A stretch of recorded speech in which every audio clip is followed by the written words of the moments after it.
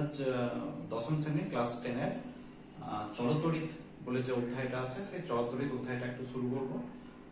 ছোট ছোট ক্লাসে বিভক্ত থাকবে, ঠিক আছে? তো চলতড়িৎ চ্যাপ্টারটা শুরু করতে গেলে সরাসরি চলতড়িতের বিষয়গুলোতে প্রবেশ করার আগে আমাদের কিছু জিনিস জেনে রাখতে হবে। সেই জিনিসগুলোতে আমরা প্রথমে পড়বো, তারপর চলতড়িতের অধ্যায়ে যে সমস্ত সিলেবাস জিনিসগুলো আছে সেইগুলোতে আমরা আস্তে আস্তে যাব। তো চলতড়িৎ সংক্রান্ত বিষয়গুলো জানার আগে যেগুলো আমাদেরকে জানতে হবে সেটা জানার জন্য আমরা প্রথমে তড়িতের শ্রেণী বিভাগটা প্রথমে দেখে নেবো, যে তড়িৎটা কতগুলো অধ্যায়ের সমষ্টি বা কতগুলো জিনিসের সমষ্টি। তারপর আমরা চলতড়িৎ অধ্যায়ের মেন পোর্শনে যাব, ঠিক আছে? তো আসা যাক তড়িতের বিভিন্ন শ্রেণী বিভাগগুলোতে। তো তড়িৎ বলে যে অধ্যায়টা আমরা পড়তে চলেছি চলতড়িৎ বলে, এটা মূলত তড়িৎ অংশটা মূলত দুটো অংশের সমষ্টি। একটা হচ্ছে স্থির তড়িৎ,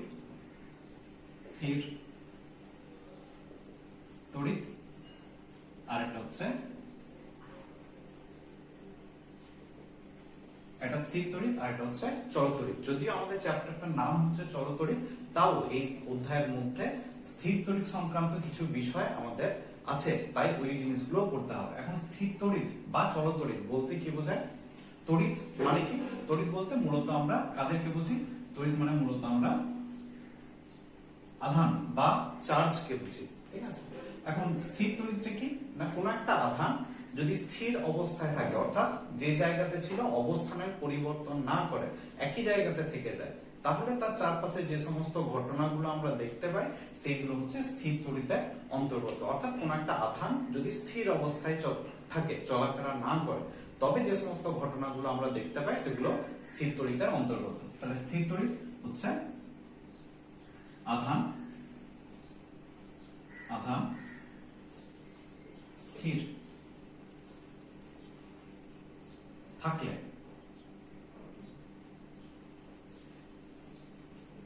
বিভিন্ন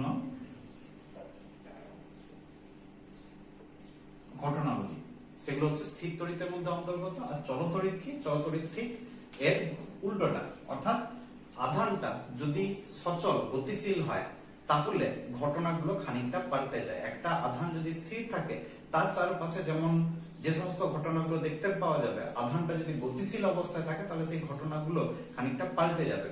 এই পাল্টে যাওয়া ঘটনাগুলো হচ্ছে চলতড়িতের অন্তর্গত। চ্যাপ্টারটার নাম আমাদের চলতড়িৎ, কিন্তু বললাম যে স্থির তড়িৎ সংক্রান্ত বিষয় কিছু পড়তে হবে, ঠিক আছে? তাহলে চলতড়িৎ কি? চলতড়িৎ যদি আধান সচল থাকলে বিভিন্ন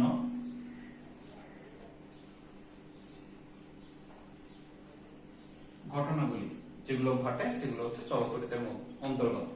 তো তড়িৎকে মোটামুটি এই দুটো শ্রেণীতে ভাগ করা যায় বা দুটো অধ্যায়ে ভাগ করা যায়। যদি আমাদের একটাই অধ্যায় আছে, একটা অধ্যায়ে সবগুলো পড়বো।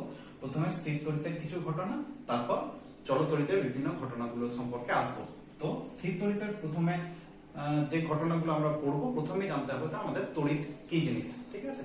তড়িৎ কোথা থেকে আসে, এর উৎস কি, কিভাবে আমরা আধান পাবো, ইত্যাদি ইত্যাদি বিষয়গুলোতে প্রথমে আসতে হবে। তো আসা যাক, ইলেকট্রোস্ট্যাটিক্স পড়বো, সেহেতু প্রথমে আমাদের তড়িৎ সংক্রান্ত বিষয়ে জানতে হবে। তড়িৎ কি আর এর উৎস বা কোথায়? তড়িৎ বলতে আমরা মূলত কি বুঝি? তড়িৎ বলতে মূলত যেটাকে আমরা বুঝি সেটা হচ্ছে আধান বা চার্জ, এটাকে আমরা তড়িৎ হিসাবে জানি। এখন আধান বা চার্জ এটা কি জিনিস?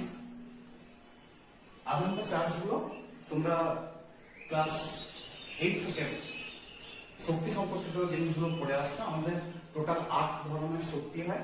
সেই 8 ধরনের শক্তির মধ্যে একটা হচ্ছে তড়িৎ শক্তি। এই তড়িৎ শক্তির উৎস কিন্তু তড়িৎ শক্তির উৎস হচ্ছে আধান। এই আধান বা চার্জের কারণে আমরা তড়িৎ শক্তি পেয়ে থাকি। তাহলে চার্জ বা আধান কি? এটা হচ্ছে তড়িৎ শক্তির উৎস মাত্র বা তড়িৎ শক্তির বাহক বলা যেতে পারে, ঠিক আছে? তো এখন এর আধান বা চার্জের একক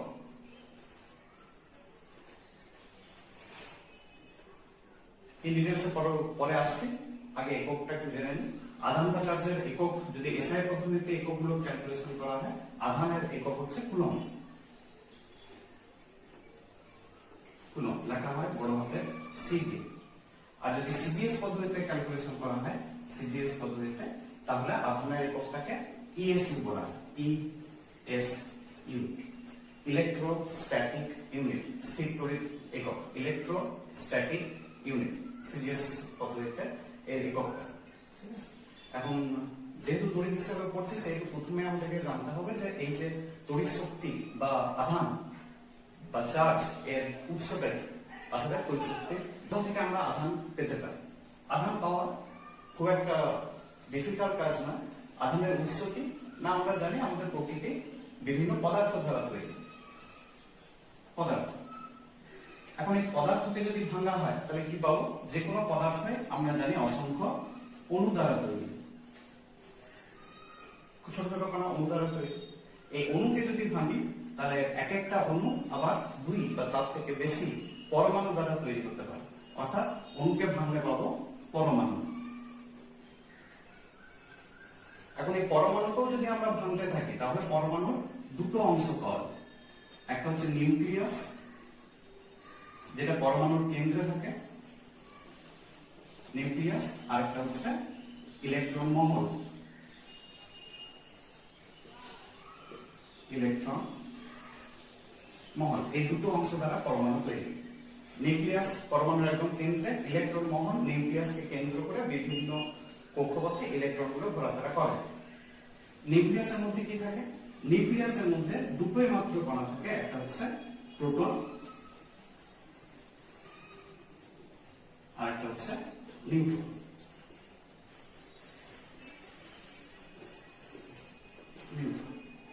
আর ইলেকট্রন মহলে একটাই মাত্র কণা থাকে, সেটা হচ্ছে ইলেকট্রন। ইলেকট্রন অর্থাৎ যে কোনো পদার্থের পরমাণু শুধুমাত্র তিনটে কণা দ্বারা তৈরি, সেটা হচ্ছে প্রোটন, নিউট্রন আর ইলেকট্রন। এই তিনটে কণার মধ্যে এই যে ইলেকট্রন আছে, এই ইলেকট্রনটা হচ্ছে নেগেটিভ তড়িতে আহিত একটা কণা, ঋণাত্মক তড়িতে আহিত একটা কণা। এর আধান যদি আমরা ধরি, এর আধান ছোট হাতে ই দ্বারা যদি চিহ্নিত করি, আধানের মান হচ্ছে -1.6 ইন্টু 10⁻⁻19 এত কুলম্ব ইলেকট্রনের আধান। ইলেকট্রন যেমন ঋণাত্মক আধানে আহিত, সেই রকম তার উল্টো আধান হচ্ছে প্রোটন। এই প্রোটন হচ্ছে ধনাত্মক আধানে আহিত একটা কণা। প্রোটনের আধান যদি এর আধানটাকে পি হিসাবে ইন্ডিকেট করি, প্রোটনের আধান পি, এটা হচ্ছে ইলেকট্রনের আধানের সাথে সমান কিন্তু পজিটিভ, +1.6 ইন্টু 10⁻⁻19 এত কুলম্ব আধান আছে। আর এই যে নিউট্রন, নিউট্রন এমন একটা কণা, এর মধ্যে কোনো আধান নেই, নিস্তড়িত একটা কণা, আধান নেই। তাহলে আধানের উৎস কি হলো? আধানের উৎস যে কোনো পদার্থ অণু দ্বারা তৈরি, অণু আবার পরমাণু দ্বারা তৈরি। পরমাণুর ভেতরে তিনটে কণা আছে, প্রোটন, নিউট্রন আর ইলেকট্রন। এই তিনটে কণার মধ্যে এই যে ইলেকট্রন আছে আর প্রোটন আছে, এই দুটো কণাই হচ্ছে দুটো আধানের উৎস। ইলেকট্রন হচ্ছে নেগেটিভ আধানের উৎস আর প্রোটন হচ্ছে পজিটিভ আধানের উৎস। নিউট্রনের কোনো আধান নেই। এই আধানের পরিমাণগুলো একটু মনে রাখতে হবে পরবর্তীকালে বিভিন্ন ধরনের ক্যালকুলেশন গুলো করার জন্য। আর ইলেকট্রনের ভরগুলো মনে রাখতে পারলে খুব ভালো হয়। ইলেকট্রনের ভর সমান যে m সাফিক্স দিয়ে e হিসাবে ইন্ডিকেট করি, ইলেকট্রনের ভর হচ্ছে 9.1 ইন্টু 10⁻⁻31 এত কেজি। প্রোটনের ভর, এর ভর যদি m সাফিক্স দিয়ে p হিসাবে ইন্ডিকেট করা হয়, তাহলে এটা হবে ইলেকট্রনের ভরের প্রায় 1836 গুণ, 1836 ইন্টু m। ইলেকট্রনের যা ভর তার 1836 গুণ। নিউট্রনের ভর যদি দেখি, নিউট্রনের m সাফিক্স দিয়ে n হিসাবে যদি লিখি, এটা প্রায় 1839 গুণ ইলেকট্রনের ভরের। এই তথ্যগুলো একটু মনে রাখার চেষ্টা করবে পরবর্তীকালে ক্যালকুলেশনে। কিন্তু সমস্যা হচ্ছে যে কোন একটা পরমাণুকে আমরা যদি খেয়াল করি, একটা পরমাণুর ভিতরেই আধান আছে, ইলেকট্রন আর প্রোটন মিলে, কিন্তু একটা পরমাণু নিজে নিস্তরী। কেন নিজে নিস্তরী? না, একটা পরমাণুর ভেতরে যতগুলো ইলেকট্রন থাকে ঠিক ততগুলোই প্রোটন থাকে, তাই ইলেকট্রন আর প্রোটনের আধানগুলো একটা একটাকে ক্যান্সেল করে যায়, টোটাল আধান হচ্ছে 0। পরমাণু নিজে নিস্তরী। তাহলে আমরা আধানটা পাবো কোথা থেকে? তড়িৎগ্রস্ত আধান কণা পাবো কিভাবে? আচ্ছা যাক, আহিতকরণ। আহিতকরণ বলতে কি বোঝায়? আহিতকরণ হচ্ছে কোন একটা নিস্তড়িত কণা বা পরমাণুকে যদি আমরা তড়িৎগ্রস্ত করতে পারি, তাহলে সেই পদ্ধতিটাকে বলা হচ্ছে আহিতকরণ। অর্থাৎ নিস্তড়িত একটা পদার্থকে তড়িৎগ্রস্ত করা, নিস্তড়িত একটা পরমাণুকে তড়িৎগ্রস্ত করা। পরমাণু নিজে নিস্তড়িত, কারণ বললাম ইলেকট্রন আর প্রোটন সমান সংখ্যায় থাকে। তাই কিভাবে আমরা আহিত করতে পারি কোন একটা পরমাণুকে? একটা সাধারণ উদাহরণ নেওয়া যায়। ধরা যাক সোডিয়ামের একটা পরমাণু যদি আমরা নিই, সোডিয়াম এনে, সোডিয়ামের পারমাণবিক ক্রমাঙ্ক হচ্ছে 11। এর ইলেকট্রন বিন্যাস যদি দেখি, তাহলে এর যেটা নিউক্লিয়াস, ধরে নিচ্ছি এটা হচ্ছে নিউক্লিয়াস, যেহেতু পারমাণবিক ক্রমাঙ্ক 11, তার মানে নিউক্লিয়াসের মধ্যে 11টা প্রোটন আছে। এই যেটা প্রথম কক্ষপথ, সেখানে থাকবে 2খানা ইলেকট্রন। যেটা দ্বিতীয় কক্ষপথ, সেখানে থাকবে 8খানা ইলেকট্রন। আর যেটা তৃতীয় কক্ষপথ 3 নম্বর, সেখানে থাকবে 1খানা ইলেকট্রন, একটা ইলেকট্রন। তাহলে প্রোটন আছে 11টা। যদি প্রোটন থাকে, 11টা প্রোটনের আধান কত হবে? এক একটা প্রোটনের আধান পজিটিভ আধান, ধরে নিচ্ছি +11 একক। এত একক আধান আছে। এক একটা প্রোটনের এক একক যদি আধান ধরে নিই, তাহলে +11 একক আধান আছে। ইলেকট্রন কটা আছে টোটাল? 2টো, 8টা আর একটা, মোট 11টা। তাহলে 11টা ইলেকট্রনের জন্য আধান, ইলেকট্রনের এক একটা আধান ঋণাত্মক, তাই মাইনাস, আর প্রোটন আর ইলেকট্রনের আধান সমান, তাহলে এখানে -11 একক আধান থাকে। তাহলে মোট আধান কত? মোট সমান +11 -11 0, কোনো আধান নেই। অর্থাৎ এটা হচ্ছে একটা নিস্তড়িত পরমাণু। একে আমরা তড়িৎগ্রস্ত করতে চাইছি। কিভাবে তড়িৎগ্রস্ত করতে পারি? যদি প্রোটন আর ইলেকট্রনের সংখ্যা সমান সমান থাকে, এটা কখনোই তড়িৎগ্রস্ত হবে না। তাহলে সংখ্যাগুলোকে হেরফের করতে হবে। কিভাবে? দু রকম উপায় করা যেতে পারে। এক, এখান থেকে যদি একটা প্রোটন বার করে নিই, প্রোটন যদি বার করে নিই, ধরে নিচ্ছি এখান থেকে একটা প্রোটন বার করে নিলাম, প্রোটন। তাহলে কটা প্রোটন ভেতরে পড়ে থাকবে তখন? 10টা প্রোটন পড়ে থাকবে। তাহলে 10টা প্রোটনের জন্য +10 আধান পাবো, কিন্তু ইলেকট্রন আছে 11টা। কত আধান পাবো? -11। টোটাল আধান কত হবে? -1। তাহলে একটা প্রোটনকে যদি আমরা বার করে নিই, তাহলে পুরো পরমাণুটা -1 আধানে আহিত হবে। কিন্তু এই পদ্ধতিটা অত্যন্ত জটিল বা অসম্ভব, কারণ নিউক্লিয়াস হচ্ছে অত্যন্ত ক্ষুদ্র জায়গায় 10টা প্রোটন একসাথে আছে। এখানে নিউক্লিয় বল বলে একটা বল কাজ করে। এখান থেকে প্রোটন বার করা অত্যন্ত জটিল প্রক্রিয়া। প্রোটন বার করতে গেলে নিউক্লিয়াসটাকে ভাঙতে হবে, এবং সেটা প্রায় একটা অ্যাটম বোম তৈরি করার সমান হয়ে যাবে। তাই এই পদ্ধতিটাকে আমরা প্রেফার করবো না, যে প্রোটন বার করবো। সব থেকে সহজ উপায় হচ্ছে ইলেকট্রন বের করে নেওয়া বা নতুন ইলেকট্রন ইন্ট্রোডিউস করা কক্ষপথে, সর্ববহিষ্ঠ কক্ষপথটা। এখন এই পদ্ধতিটার কথা যদি বাদিয়ে দিই, সব থেকে সহজ উপায় ইলেকট্রন বের করা বা ইলেকট্রন প্রবেশ করাটা অত্যন্ত সহজ প্রোটন বের করার তুলনায়। এখন এই যে শেষ কক্ষপথে একটা ইলেকট্রন আছে, এই ইলেকট্রনটাকে যদি আমরা বাইরে বের করে নিই, একটা ইলেকট্রন বাইরে বেরিয়ে গেল। একটা ইলেকট্রন বাইরে বেরিয়ে যাওয়া মানে এই শেষ কক্ষপথটা থাকবে না, থাকলো। শেষ কক্ষপথটা যদি না থাকে, তাহলে পুরো পরমাণুটা এখন আছে 11টা প্রোটন। 11টা প্রোটন মানে +11 আধান, কিন্তু ইলেকট্রন আছে এই মুহূর্তে 10টা। 8টা 2 10টা, 10টা ইলেকট্রনের জন্য -10টা। তাহলে এই ক্ষেত্রে টোটাল আধান হয়ে যাবে +1, দুটো যোগ করলে +11। অর্থাৎ কোন পরমাণু থেকে যদি আমরা ইলেকট্রনকে বের করে নিতে পারি, তাহলে পরমাণুটা ধনাত্মক আধানে আহিত হবে। এইভাবে আমরা ধনাত্মক আধান পেতে পারি। তাহলে ধনাত্মক আধান পাবো কিভাবে? না, কোন একটা পরমাণু থেকে ইলেকট্রনকে বের করে না, তাহলে পরমাণুটা ধনাত্মক আধানে আহিত হয়ে যাবে। ঋণাত্মক আধানে আহিত করবো কিভাবে?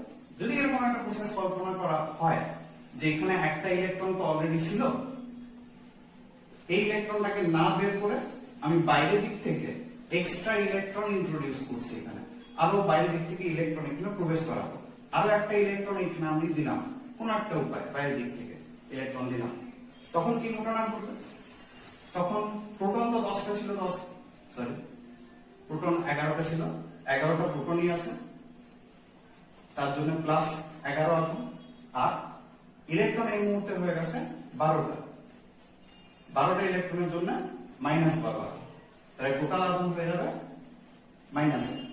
অর্থাৎ বাইরের দিক থেকে যদি ইলেকট্রন নতুন করে প্রবেশ করানো হয়, বাড়তি ইলেকট্রন প্রবেশ করানো হয়, তাহলে পুরো পরমাণুটা একটা ঋণাত্মক আধানে আহিত হয়ে যাবে। এই হচ্ছে ধনাত্মক এবং ঋণাত্মক আধানে আহিত করার একটা পদ্ধতি। কিভাবে ধনাত্মক আধান পাবো?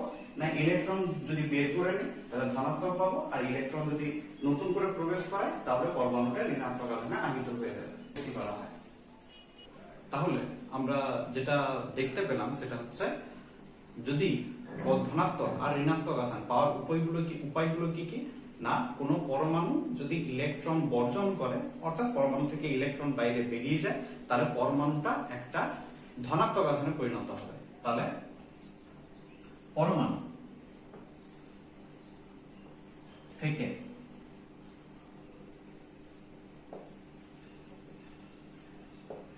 ইলেকট্রন বর্জন সমান হচ্ছে ধনাত্মক আধান।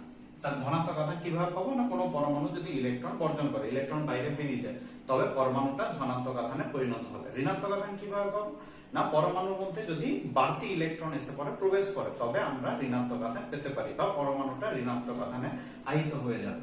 তাহলে পরমাণুর বাড়তি ইলেকট্রন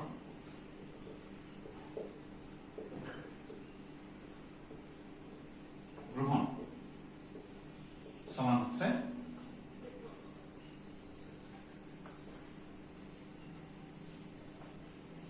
ঋণাত্মক আধান। এইভাবে আমরা ধনাত্মক বা ঋণাত্মক দুটো আধান পেতে পারি। তাহলে ধনাত্মক আর ঋণাত্মক আধান পাওয়ার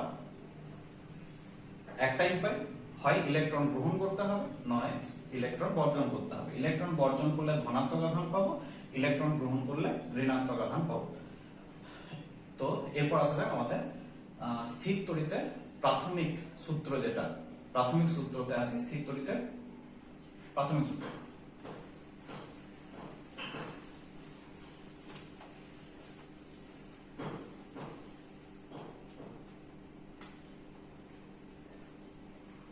স্থির তড়িতের প্রাথমিক সূত্র। আচ্ছা, স্থির তড়িতের প্রাথমিক সূত্র অত্যন্ত সহজ। প্রাথমিক সূত্র কি বলে? কতগুলো খণ্ডে আমরা ভাগ করে নিতে পারি প্রাথমিক সূত্রটাকে? প্রাথমিক সূত্র বলে প্রথম হচ্ছে আধান দু ধরনের। আমরা এর আগে পড়লাম আধান দু ধরনের, কিভাবে সৃষ্টি করব সেটাই পড়লাম। তাহলে প্রাথমিক সূত্রের প্রথম অংশ বলে, বা 1 নম্বর সূত্র বলে আধান দুই প্রকার। কি কি দুই প্রকার? হচ্ছে একটা হচ্ছে ধনাত্মক বা প্লাস আধান, আর দ্বিতীয় হচ্ছে ঋণাত্মক বা মাইনাস আধান। এই দু ধরনের আধান সম্ভব। ঠিক আছে। দ্বিতীয়ত কি বলে? না যদি দুটো পাশাপাশি একই জাতীয় আধান রাখা হয়, অর্থাৎ এখানে একটা প্লাস আধান রাখা হলো, দূরে অন্য কোনো একটা জায়গায় আরেকটা প্লাস আধান রাখা হলো, অর্থাৎ সমজাতীয় আধান। একটা প্লাস আধান হলো, অন্যটাও যদি প্লাস আধান হয়, তাহলে এইরকম সমজাতীয় আধান রাখলে এরা পরস্পরকে সবসময় বিকর্ষণ করবে, অর্থাৎ ঠেলে দূরে সরিয়ে দিতে চাইবে। তাহলে পাশাপাশি দুটো প্লাস আধান রাখলে পরস্পরকে বিকর্ষণ করবে। বিকর্ষণ। একই রকম মাইনাস আধানের ক্ষেত্রেও এটা প্রযোজ্য। কি না, একটা মাইনাস আধান রাখা হলো এখানে পাশে, যদি আরো একটা মাইনাস আধান রাখি, তাহলে দুটো মাইনাস আধানও কিন্তু একটা একটাকে বিকর্ষণ করবে, অর্থাৎ ঠেলে একটা একটা থেকে দূরে সরিয়ে দিতে চাইবে। অর্থাৎ এই ক্ষেত্রেও একটা বিকর্ষণ বল কাজ করবে। সুতরাং সূত্রটা কি বলে না, যদি দুটো আধান সমজাতীয় হয় তাহলে সমজাতীয় আধান পরস্পরকে বিকর্ষণ করে। অর্থাৎ এই দুটো থেকে আমরা পাবো সমজাতীয় আধান পরস্পরকে বিকর্ষণ করে, সমজাতীয় আধান পরস্পরকে বিকর্ষণ করে। আরেকটা পাবো সেটা হচ্ছে যদি বিপরীত জাতীয় আধান হয়। বিপরীত জাতীয় আধান মানে ধরে নিচ্ছি কোনো একটা জায়গায় একটা প্লাস আধান আছে, তার থেকে খানিকটা দূরে একটা মাইনাস আধান আছে, একটা প্লাস আর একটা মাইনাস আধান যদি থাকে, তাহলে এই বিপরীত জাতীয় আধান সবসময় পরস্পরকে আকর্ষণ করবে। অর্থাৎ কাছে একটা কাছে সরে আসতে চাইবে। অর্থাৎ বিপরীত আধান সবসময় পরস্পরকে আকর্ষণ করে। আকর্ষণ অর্থাৎ এটা থেকে বলা যেতে পারে বিপরীত আধান। বিপরীত আধান পরস্পরকে আকর্ষণ করে। ঠিক আছে, এই তিনটে হচ্ছে মোটামুটি স্থির তড়িতের প্রাথমিক সূত্র। কি কি না, প্রথম সূত্রটা খুব সহজ, যে আধান দুই প্রকারই জেনেছে, একটা ধনাত্মক একটা ঋণাত্মক। পরের পার্টটা কি বলে না, যদি দুটো সমজাতীয় আধান হয় অর্থাৎ দুটোই প্লাস অথবা দুটোই মাইনাস, তাহলে একটা আরেকটাকে বিকর্ষণ করবে, ঠেলে দূরে সরিয়ে দিতে চাইবে। আর দুটো যদি বিপরীত আধান হয় তাহলে পরস্পরের কাছে সরে আসবে, অর্থাৎ পরস্পরকে আকর্ষণ করবে। এখন এই আকর্ষণ বা বিকর্ষণ বলটা, এটা তো না হয় জানা গেল যে সমজাতীয় আধান হলে বিকর্ষণ করে ঠেলে দূরে সরিয়ে দেবে, বিপরীত আধান যদি হয় প্লাস একটা মাইনাস তাহলে আকর্ষণ করে টেনে নেবে। এখন এই আকর্ষণ বা বিকর্ষণ বলের মানটা কত হবে সেটা আমরা জানতে পারি কুলম্বের সূত্র থেকে। ঠিক আছে, এখন কুলম্বের সূত্রটা আমরা পড়বো এর পরের পিরিয়ডে। আজকে এতদূর পর্যন্তই থাক, এর পরের যে ক্লাসটা হবে সেটা হচ্ছে কুলম্বের সূত্র নিয়ে। ঠিক আছে, কুলম্বের সূত্র থেকে আমরা প্রযুক্ত বলের মান সম্পর্কে একটা ধারণা পাবো, যে দুটো আধান থাকলে তাদের মধ্যে প্রযুক্ত বলের মানটা কত হবে। ঠিক আছে, আজকে এই পর্যন্ত।